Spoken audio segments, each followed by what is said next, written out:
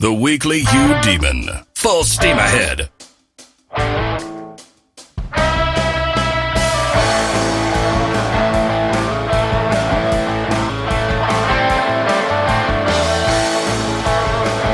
don't know how many of you saw it, but one of the all-time greats, Dan Aykroyd, was on the Joe Rogan show last week. I think it was the Friday show, maybe Thursday.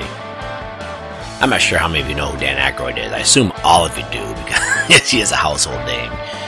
If nothing else, I'm sure you know him through Ghostbusters, but before that, he was the initial cast member on Saturday Night Live. I remember a good friend of mine one time said, Aykroyd's not funny. He's not funny at all. He's just funny because he was so tight with John Belushi. And I have no qualm with that observation to the extent it praises Belushi. I think Aykroyd himself would talk about, what a great performer John Belushi was, because John may have been the best. But to say Aykroyd's not funny, I don't get that at all. I mean, one of the most creative and genius and pioneering shows of all time, Saturday Night Live. They had him on the initial cast. So, no matter. He's kind of a nutty guy. I really enjoyed the podcast. And I don't mean nutty in the sense like he's zany or anything like that. I mean, this guy believes in UFOs. He has a long history of spiritualism in his family, talking through mediums. He's really into all that stuff. What I really liked about it, he's just so honest. And for instance, he's talking about how, look at, we pretty much know spiritualism exists, that, a consciousness probably survives death, and that consciousness thing manifests itself in various forms. I mean, he's said he's had numerous experiences of ghosts. And by the way, I'm an agnostic when it comes to ghosts. I'm not sure what to think about them. There is some pretty compelling evidence out there. There is some not so compelling evidence out there as well. So I don't mock the idea of ghosts. I don't embrace it either. I've never had anything coming close to a ghostly type experience. I remember I was really taken by the story last year or 2 years ago. I can't remember, someplace in Pittsburgh, this guy went on tour about all these hauntings he had, and he's like a devout Catholic, and say the rosary to get rid of it, brought a priest in. And then, after it was all said and done, his wife left him. People said he was a kook, and this guy was on relevant radio. His position is, well, hey, when you struggle with the devil like I have, he's gonna get revenge on you. He basically destroyed my marriage or whatever. And I shouldn't laugh about it. I mean, because again, this could be a situation where, I don't know, maybe the guy really was being attacked by the devil, for waging war on him at this house back near Pittsburgh. I don't know. I don't know any of the facts. I just know that the devout portrait of him presented in the talk shows I saw don't match up with the guy then ended up wife walking out on him and people saying he's a fraud and things like that. It was just really hard to reconcile those two things. But Aykroyd, it's funny, he's talking about spiritualism. He's talking about the Fox sisters. He goes, I don't know how you can, look what the Fox sisters did, through rapping. This is a loud, knock, knock, knock sound. He goes, they basically played concert halls, and this medium of a guy who was murdered in their house would follow them around. And he goes, there's just no way you could do those type of things. These are huge concert halls, and they couldn't have concocted it. But then he admits, oh, and by the way, I'm listening to this, I'm just like, the Fox sisters, I thought they were exposed as a fraud. And I was just really puzzled listening to the podcast, but then Aykroyd, again, I just really appreciate this about his honesty. He's like, well, of course, Maggie Fox, she recanted at the end of her life. She recanted, so it was all a fraud. And then she said, nope, that's not true. I was under pressure from preachers to say that. It was all true. And then right before she died, she basically recanted her recantation of her recantation, or whatever you want to call it. But her last word before she died was, no, it was all a fraud. We made it all up. But Aykroyd admitted all that. I really respect that. He still thought what they're doing was legitimate, and I'm not sure I understand that. But at least he's being honest. So honest, in fact, that he spent the first 10 minutes touting this Crystal Head vodka. And it's the purest vodka on earth. And he goes, there's no glycerides, no this, or that other thing. And he pointed out, by the way, that vodka is ancient Russian for water. Vodka just means water in Russian. I didn't know that. But he obviously has a big financial stake in this company. He's touting it heavily. And I listen to podcasts. I'm like, oh, the guy is just nuts in certain ways. But boy, he seems honest with his nuttiness. So I broke down and spent $50 on a bottle. Marie's going to kill me. I have it at my family room. I was going to drink it last night. I'm doing this podcast on Sunday. And I really wanted to have a small glass of it straight up, maybe a little bit of citrus in it. I did the lightning segments, but long story, but I couldn't do it. I thought I was going to have Saturday evening to myself. Maria's out of town, the kids are gone, but then the kids are back in long story. Doesn't really matter. So I've not tried it yet, but yeah, I spent the $50 on this Crystal Head vodka. It's funny, he's talking about, how much more expensive it is, because it's only like 37 cents per drink extra. They always get you like that, 37 cents per drink. But there's like 25 drinks in a bottle, so yeah, it was a hell of a lot more expensive than Grey Goose. Hope it's good. Of course, after I got it, I started reading reviews and mixed reviews, so that's kind of a bummer. The bottle's cool looking. I posted a picture to the bottle to udemonpodcast.com. Go under random. Under that page, you'll see a picture of the skull bottle. It's pretty cool.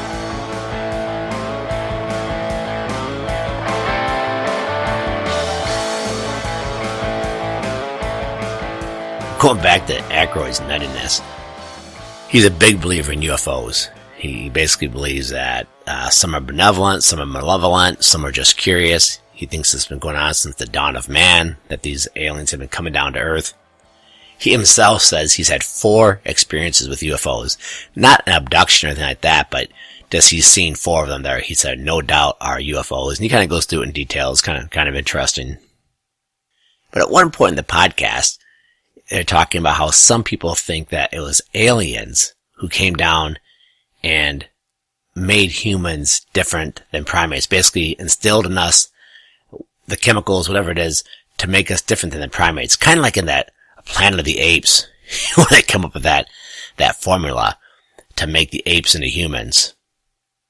And Caesar goes through and spreads this gas through all the other apes in captivity, and they all become they start developing human consciousness.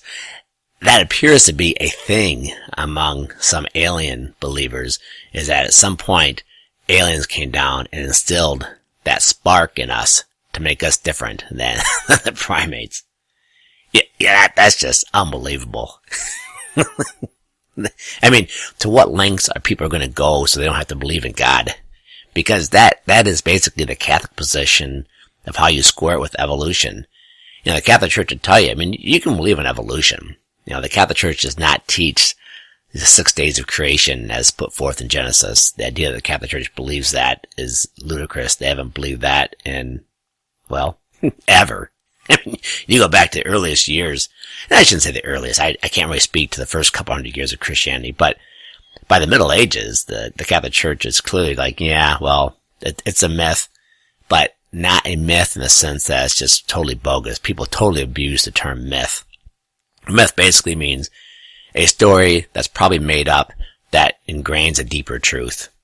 And here the whole Genesis story is, the deeper truths are, God created the world, but then Adam and Eve sinned, and it's stained by original sin. Those are the truths, like in the initial chapters of Genesis.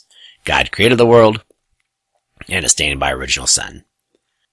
So you can reject that, and then what's your theory? You got some people who want to believe that, it's aliens who injected into us the spark that makes us different than the apes. And the Catholic Church says, no, there could be evolution in this myth.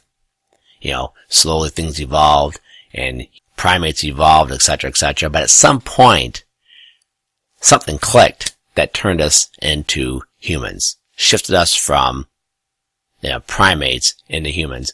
I often envision a bunch of gorillas or or apes or these Neanderthal men sitting around a campfire and just kind of eating, munching away and snorting and acting like animals, basically. And then all of a sudden, they start laughing. Because it's really laughter that separates us from the animals. And I know they talk about chimpanzees laugh and apes laugh, but that's not laughter. If you saw a human laughing like that, you'd think they're freaking deranged. I'm talking just boisterous or chuckling or smiling type laughter. That's how I envision when the divine spark hit us. And that divine spark could only come from God. Or from aliens, apparently. I think it's obvious. If it's not, I'll explain it. The divine spark has to be divine. Right? That spark has to come from outside of the world. And I think the alien believers they kind of sense that. Well, it had to come from someplace else. I mean, philosophically speaking, either the world's eternal or God's eternal. There's no other option. We can't get our head around it because we can't get our head around eternity. We exist in time and space. Anything that transcends time and space, we can't get our head around. So either the world is eternal like Aristotle thought, or God is eternal like Christians think. And I suppose Muslims and Jews or whatever else. It's one or the other. To say that aliens came in, that was the outside spark. It's like, well, that just kind of pushes the question back a little bit further. It's like, okay, then who created the aliens? And you go back and back and back and back. So it's one of those two things. It's either God's eternal or the earth is eternal. And, you're not going to prove either one of them. Now, to my way of thinking, I think it's gotta be God, because nothing is a genesis of itself. And the earth is just more matter. And matter had to have been generated by something outside itself, which can't be more matter. Therefore, the spark must come from something outside itself, which would be the divine, which would be God. Needless to say, this is nothing we're going to settle on this podcast. a little detour here. Aykroyd believes, in the soul. He says it weighs 21 grams. Yeah, no, actually, I shouldn't say that. Aykroyd didn't say that. He said that's when photographs are taken of the soul leaving the body, and people have done the scientific analysis of it. They're basically saying, yeah, the soul must weigh around 21 grams. I know where it came from.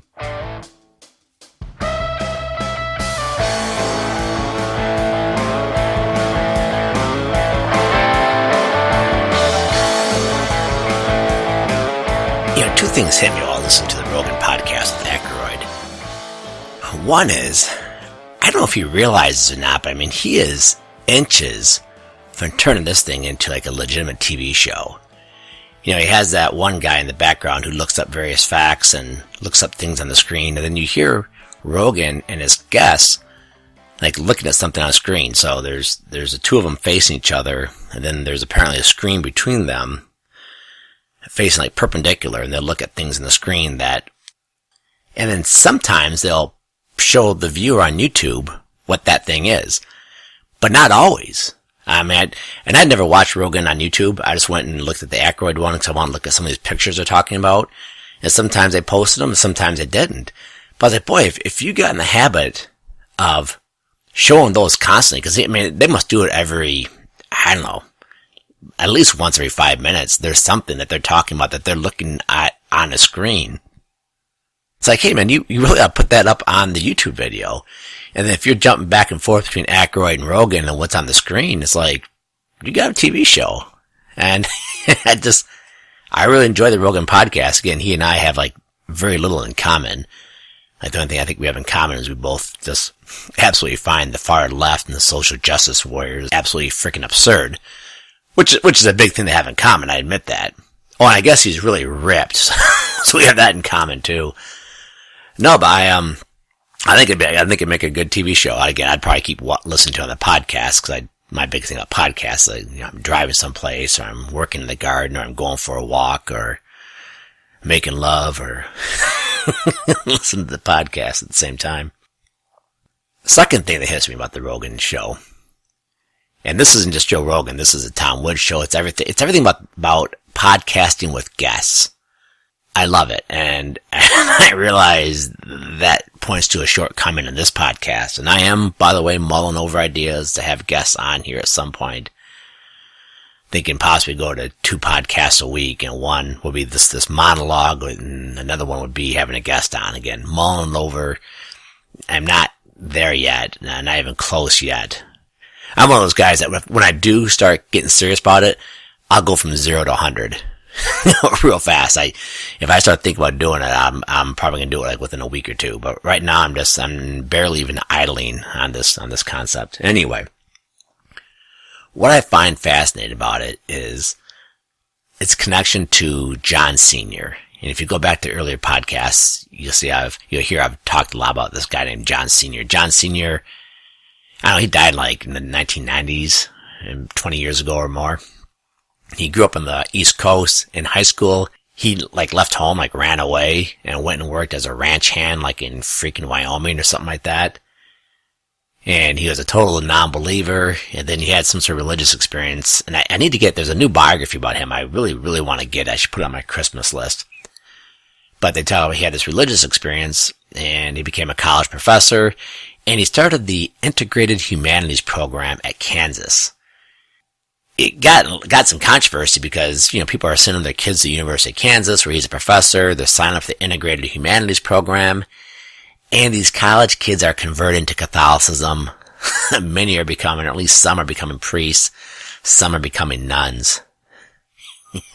And the parents weren't happy about it. I guess there were quite a few complaints saying, hey, this guy's brainwashing the kids. And he wasn't brainwashing them, he was just teaching them Western civilization. And, there is no Western civilization without the Catholic Church. And I should probably flush it out at some point, but to me, it's not even controversial. I mean, I know it's controversial, but it can't even be disputed. I mean, I think you could hate the Catholic Church, but I think if you hate the Catholic Church, you have to hate Western civilization. It's just, they're so freaking intertwined, but no matter. John Sr. taught Western civilization, the classics of Western civilization, and in that he had to point out the crucial role the Catholic Church played, and people started converting. But that's not the reason I'm fascinated by it in connection with podcasts. John Sr. never lectured. The professors he brought in never lectured. The guests he brought in never lectured. They always did the conversation approach. So John Sr. would bring in an expert, say, I'm making this up, on Dante. And John Sr. and this guy would talk about Dante, and that was the freaking lecture. And I guess it was freaking sweet. I mean, wouldn't you just love that? So John Sr., who's like an expert on everything to do with Western civilization, very broad base of knowledge there. He'd bring in an expert on Aristotle, and they would talk about Aristotle. Just talk about it. Not reading some freaking notes, but an actual live conversation. And Senior said that's the way it used to be done, like back in the Middle Ages. And that's how we're going to do it now. And it was wildly popular. And I don't know why that hasn't caught on. I have never, ever heard of any college university doing it before or since. My daughter Meg's at Hillsdale. Meggie Bear, if you're listening to this podcast, tell any professors they should adopt this approach. I mean, there is a reason it's wildly popular in the podcast universe. It's engaging. You see two minds, rubbing against each other. And that's crucial. And they must be great minds. I don't think Rogan's a genius. I sure as frick don't think Dan Aykroyd's a genius. But they're going back and forth. They're engaging each other in a civil way. Rogan's challenging some of Aykroyd's belief, but they're 100% cool. I love it, by the way. People question my Catholicism, ask me hard questions. I totally dig it. I love the one-on-one. What I don't like is the two-on-one. Hey, stop it. Don't think about that.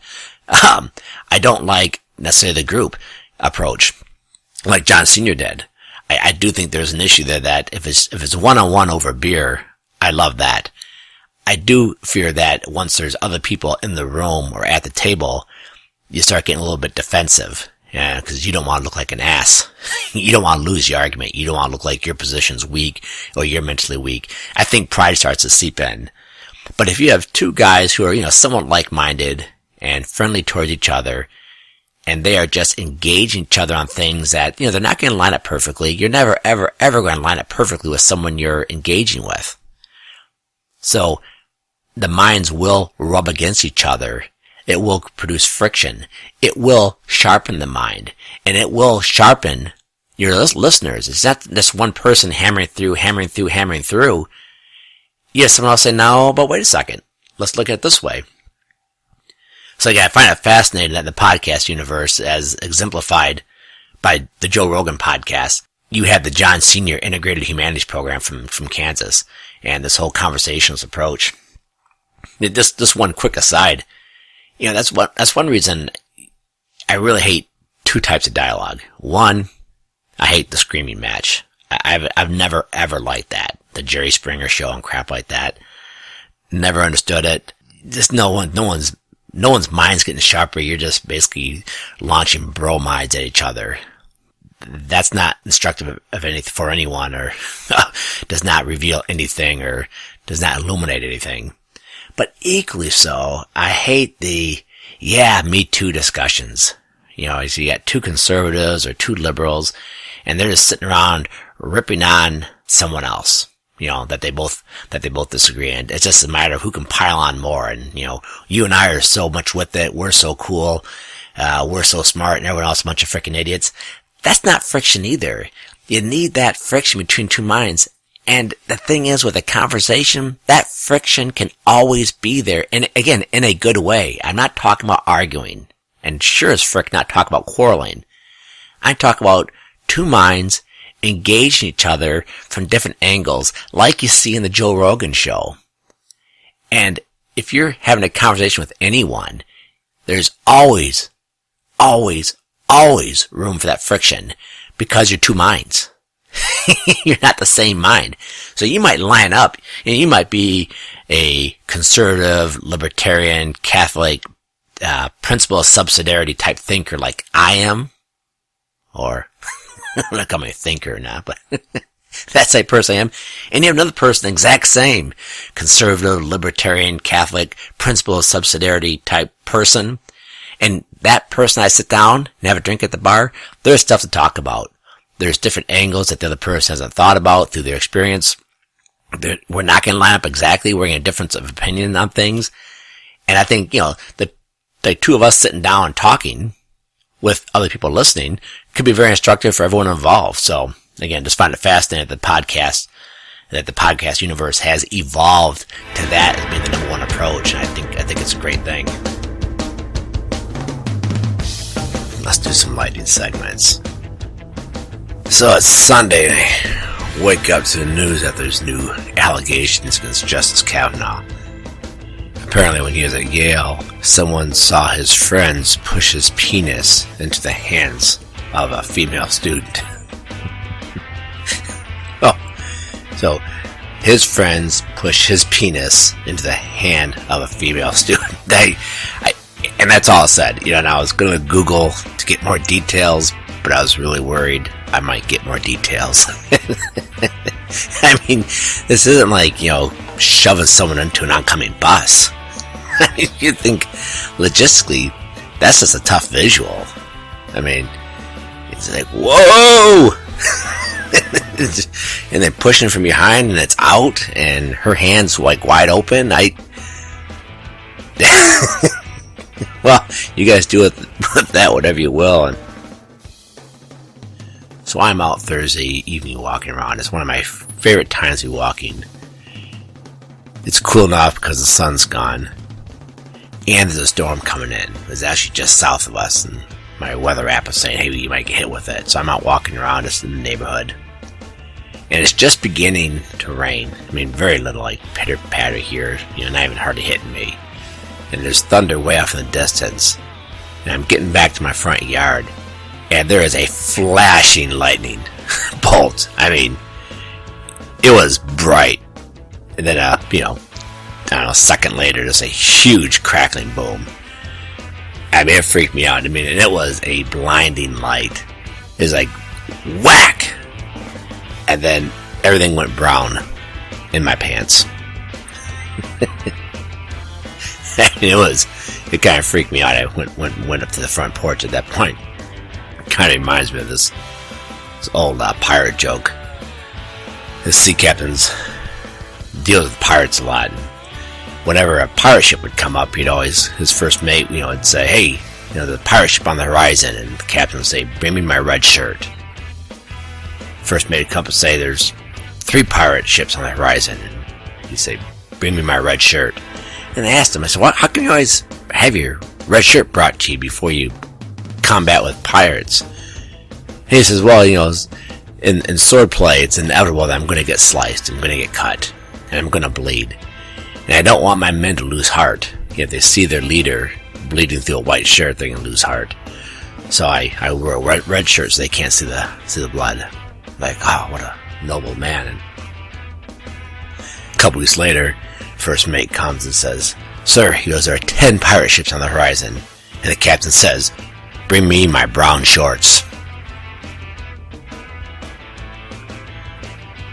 So I'm pretty stoked at the office. I got a whiteboard.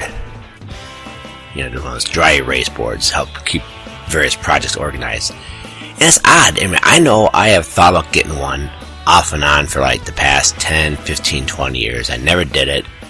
And then my partner, who's a trial lawyer, he got one. Big one. And he put it up. He had a drill and stuff, which, I know nothing about mechanical tools. And when I see someone using a drill on a wall, to me that's like magic. Just like, wow, how are you doing that? What our bookkeeper, a girl came in 2 weeks ago, and she put some simple shelving up in the back room on a Saturday when I was there. And I walked back, and I was like, wow. I said, you're like a wizard. This is just, it blows me away. So anyway, he put that up. I was like, I should get a whiteboard. And I was just, how many times in my life have I had what I think are good ideas, and I just don't follow through on them? Things like, changing my underwear. Then I see someone else do it, and I think that's a great idea. I think I'm going to start changing my underwear and get a whiteboard. Of course, it probably wasn't that great of an idea. I mean, less than 24 hours after my partner had his whiteboard up, and he had notes on it about an upcoming trial. Someone wrote in the upper right-hand corner, blow judge. I think it's going to write for, harmless practical jokes. And by the way, it couldn't have been me that wrote that on the whiteboard. No, I'm a business lawyer, so those trial niceties that kind of escape me, are beyond me.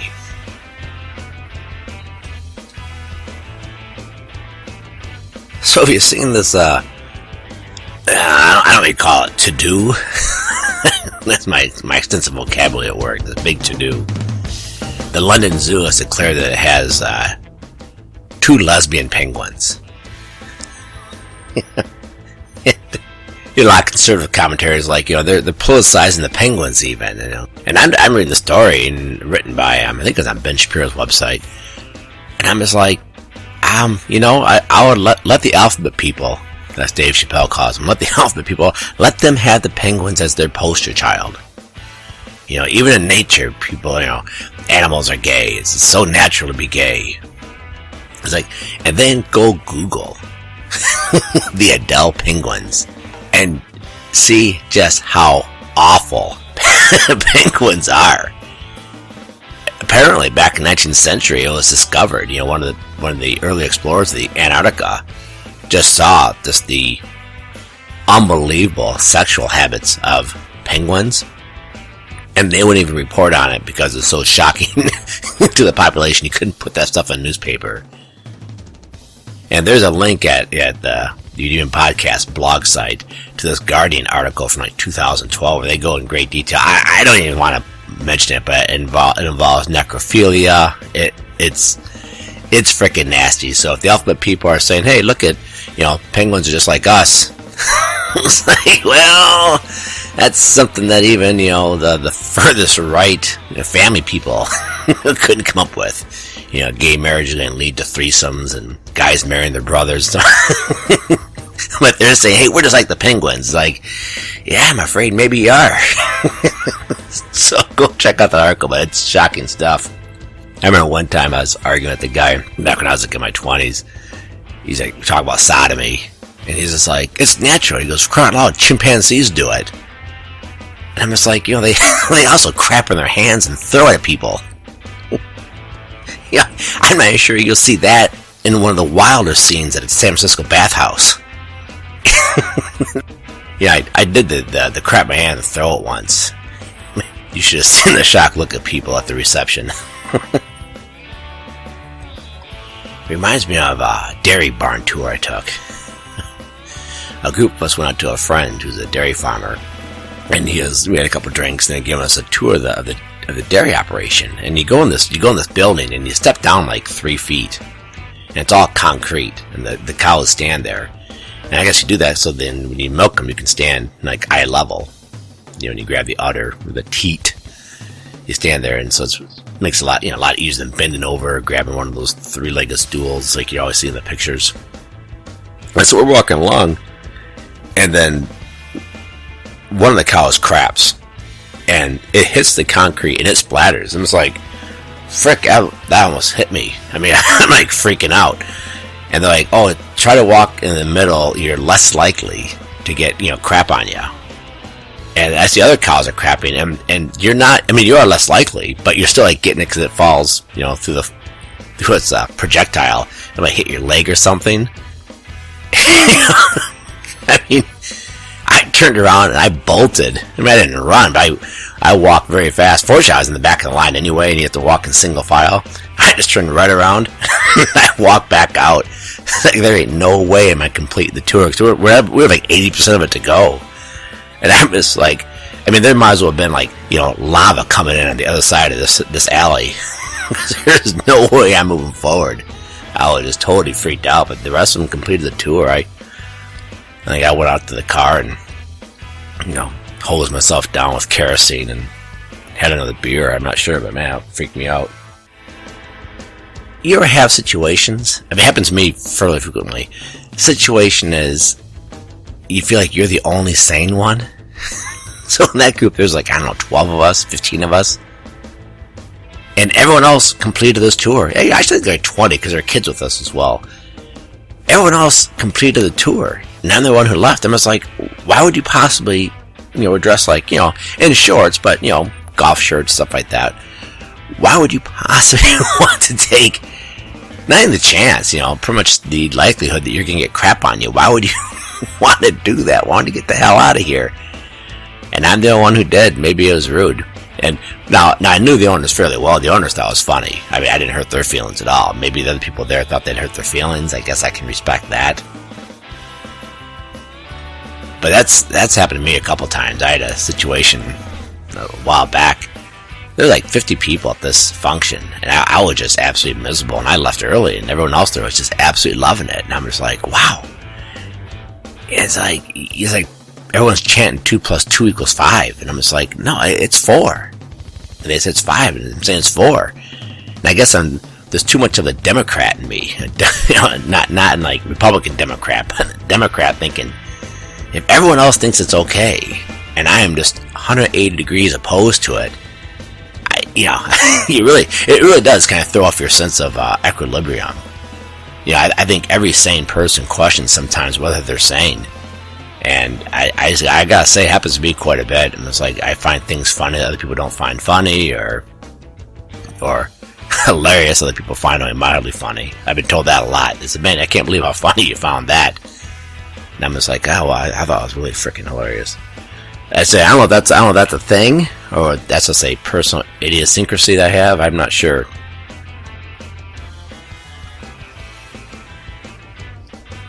Okay, I'm going to wrap up by 1, going back to the Joe Rogan podcast a little bit, and 2, going back to the Nietzsche podcast from last week.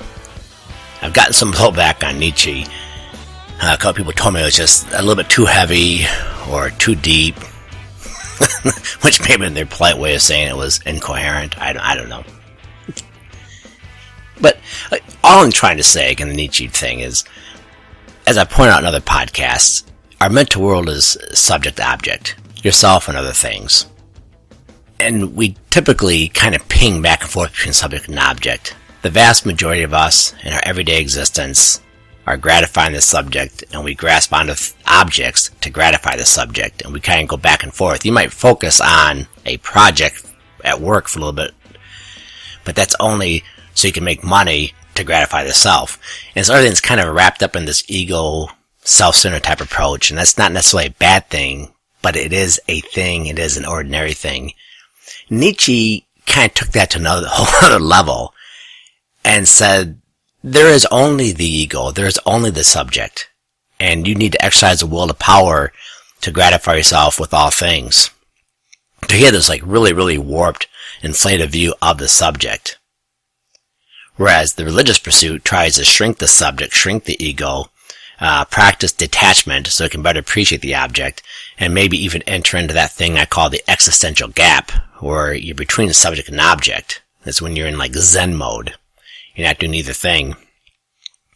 There is also, the world where you're totally engaged in the object.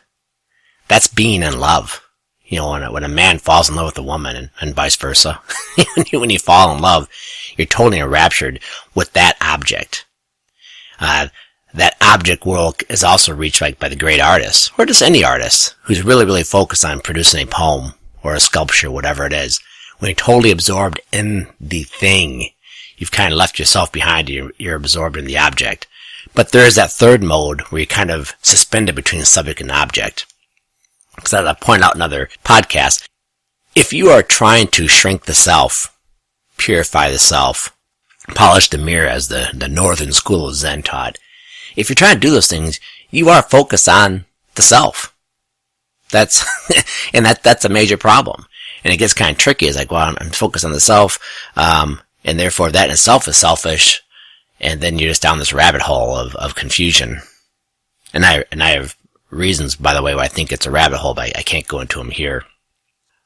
But pretty much all people agree that you need to get rid of the self to either enter into like the Zen consciousness, or to absorb yourself in a work project or a work of art or whatever it is. That basically getting rid of the self, getting rid of the subject, getting rid of the ego is a good thing. Switch over to Rogan. Rogan is a big fan of LSD.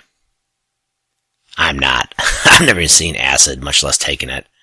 But he's a big fan of LSD, and he says in this Aykroyd podcast, he calls LSD the, quote, absolute ego dissolver, unquote. And I love that statement. And again, I express no opinion regarding LSD, and I would be grossly disappointed if any of my children took it.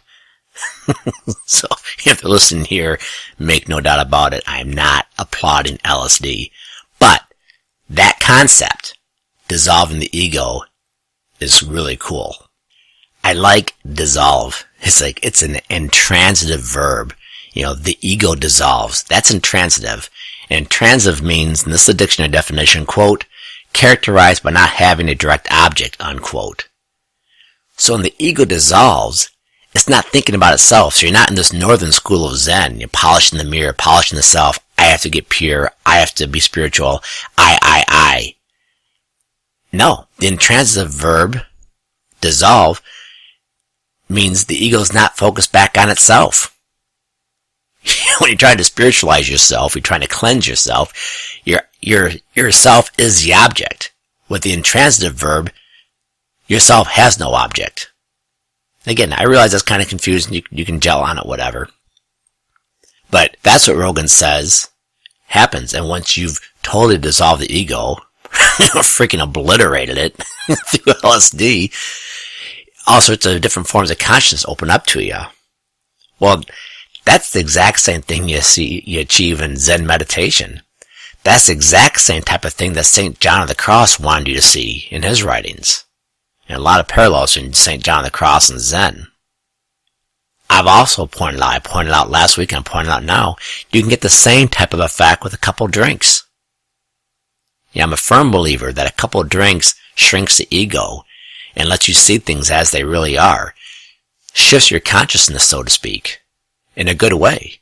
Because as you shrink the ego, you look out and see things as they really are. And you see creation is from God. God gave you your existence. God wants you to be happy. You look out and you see those things as they really are. And after a couple of drinks, you're like, damn, life is good. So if you don't want to take LSD, you want a little milder effect, have a couple of drinks. If you don't want to drink at all, try giving thanks. So you can do LSD, have a couple of beers, or you can give thanks.